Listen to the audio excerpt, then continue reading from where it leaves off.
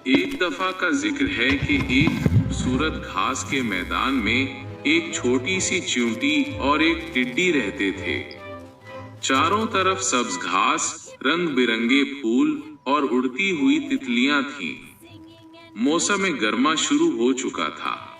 सूरज चमक रहा था और मौसम बहुत खुशगवार था। एक दिन टिड्डी खुशी खुशी मैदान में नाच रही थी, गीत गा रही थी और एक पत्ते से दूसरे पत्ते पर छलांग लगा रही थी। इसी दौरान उसने देखा कि एक छोटी सी चींटी अपने से कई गुना बड़ा दाना उठाए जा रही है। टिड्डी ने हैरान होकर पूछा, अरे चींटी बहन, तुम क्या कर रही हो? चींटी ने मुस्कुराकर जवाब दिया, मैं सर्दियों के लिए खाना जमा कर रही हूँ और अपना घर भी बना रही हूँ। टिड्डी जोर से हंस पड़ी और बोली, अरे अभी तो गर्मी का मौसम है, ये तो खुशी मनाने का वक्त है, तुम भी मेरे साथ गाओ और नाचो।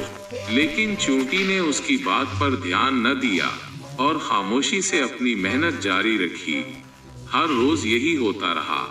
चींटी दिन भर मेहनत करती और दाने जमा करती रही, जबकि टिड्डी सारा दिन गाने गाती, नाचती और खेलती रही। इसने सर्दियों के लिए कोई तैयारी नहीं की। कुछ ही दिनों बाद मौसम बदल गया और सर्दी आ गई। चारों तरफ ठंडी हवाएं चलने लगीं और जमीन पर बर्फ जम गई। अब खाना ढूंढना बहुत मुश्किल हो गया था। चींटी अपने गर्म घर में आराम से बैठी थी, क्योंकि उसने पहले ही बहुत सा खाना जमा कर लिया था। दूसरी तरफ टिड्डी बहुत भूखी और सर्दी से कांप रही थी। आखिरकार वो चींटी के घर गई और दरवाजा खटखटाया। टिड्डी ने कहा, चींटी बहन, मुझे बहुत भूख लगी है, क्या तुम मुझे थोड़ा सा खाना दे सकती हो? चींटी ने पूछा, जब मैं गर्मियों में मेहनत कर रही थी तो तुम क्या कर रही थी? टिड्डी ने शर्मिंदगी से सर झुकाकर कहा, मैं गाने गा रही थी और नाच रही थी। चींटी ने कहा, अगर तुम गर्मियों में नाच रही थी तो अब सर्दियों में भी नाचो। टिड्डी को अपनी गलती का एहसास हो गया।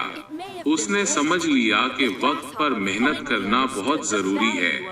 अगले साल जब गर्मी आई तो टिड्डी ने भी चींटी के साथ मिलकर मेहनत करना शुरू कर दिया। सबक, जो लोग वक्त पर मेहनत करते हैं वो मुश्किल वक्त में परेशान नहीं होते।